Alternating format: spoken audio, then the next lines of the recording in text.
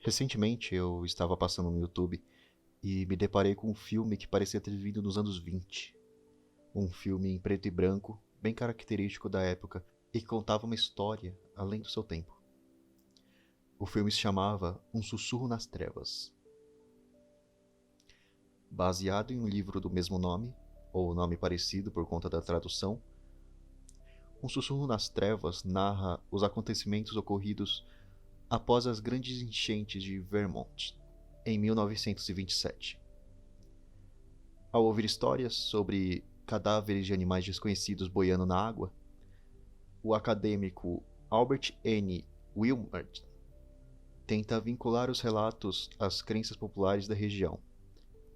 No entanto, o assunto ganha os jornais, e a seguir entra em cena Henry Wentworth Ackley, folclorista de Vermont, que acredita na existência de cultos secretos e criaturas inumanas nas colinas do estado.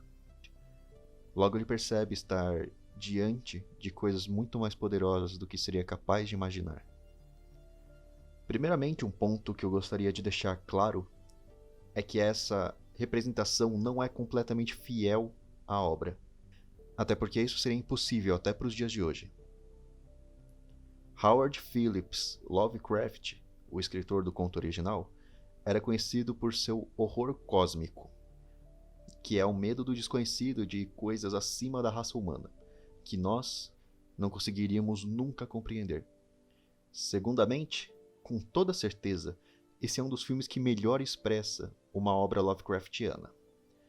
Por conta da filmagem propositalmente dando a impressão de ter vindo dos anos 20, sendo que é um filme de 2011, traz um olhar de menos julgamento por ser um filme, teoricamente, de época. Até quando as criaturas são mostradas em um 3D claramente artificial, isso passa despercebido por conta do formato do longa.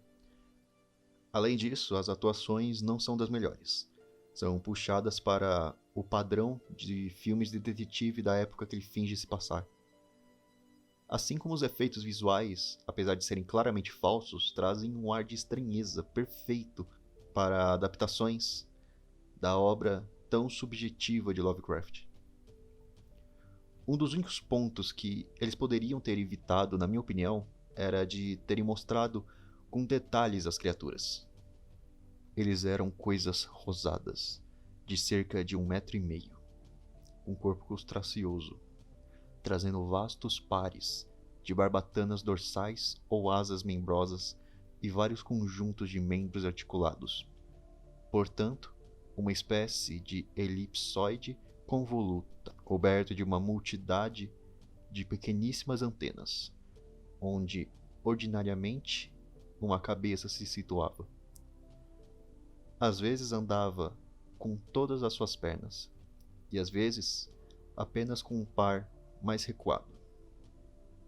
Ouvindo essa descrição, é quase impossível que todas as pessoas tenham a mesma visão de um migo, as criaturas do conto e também do filme.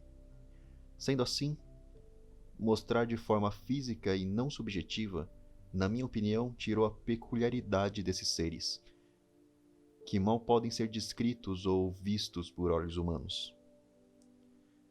O início do filme era possível ver algumas partes remetentes a esse monstro, mas nunca mostrando a criatura de fato, até que chegou o momento do ritual mais próximo do final do filme.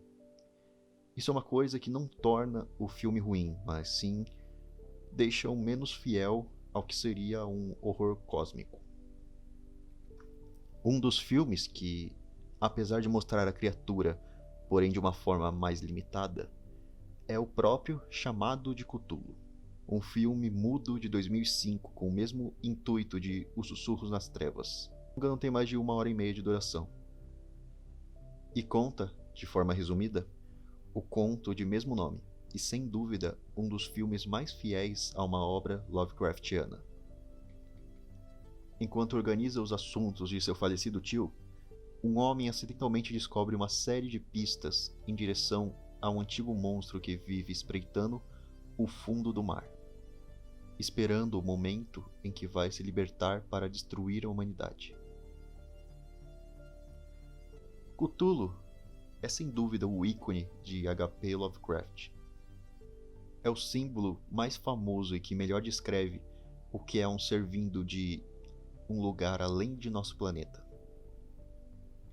Um monstro de silhueta vagamente antrópode, mas com uma cabeça octopoide cujo o rosto era uma musa tentacular, de um escamoso corpo de aspecto borrachudo, com garras prodigiosas nas patas dianteiras e traseiras, e longas asas estreitas nas costas.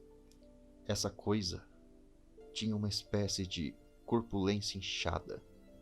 Ele se afastou pesada e viscosamente à vista e espremeu desajeitadamente sua gelatinosa imensidade verde através de um umbral negro.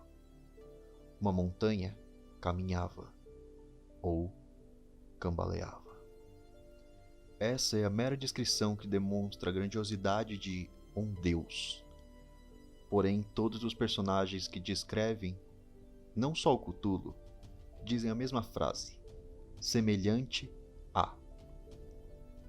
Pois nossas mentes são tão limitadas que ela busca semelhanças da nossa realidade, mesmo que não tenham nenhuma semelhança biológica com esses seres. Cthulhu muitas vezes é dito como um polvo com asas de dragão e corpo humanoide. Porém, esse não chega nem perto do que é esse ser de fato.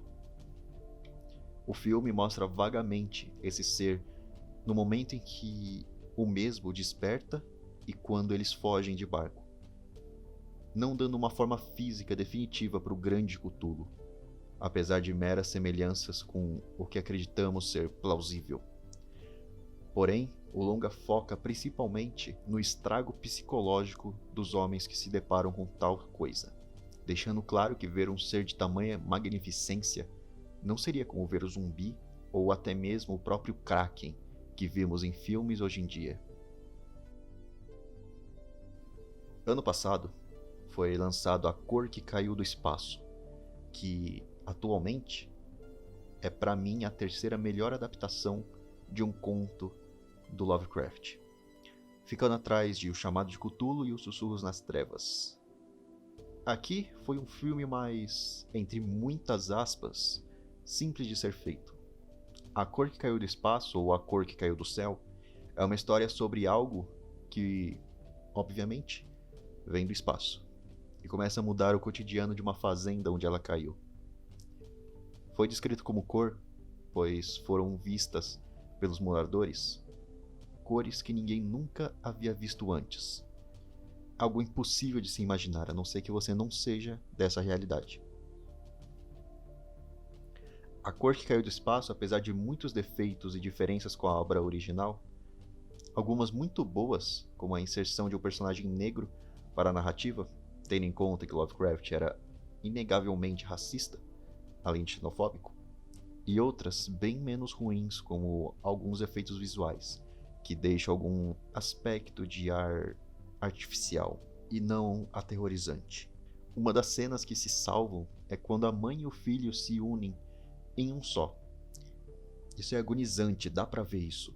Você realmente consegue imaginar a dor e a agonia que eles provavelmente estavam sentindo.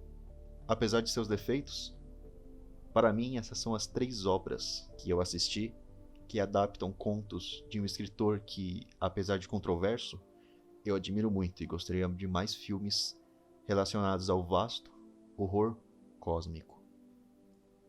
Bom, se você gostou desse vídeo, eu peço para que comentem o que acharam e se inscrevam para receber mais vídeos. Aqui é o Scani e nos vemos no próximo vídeo.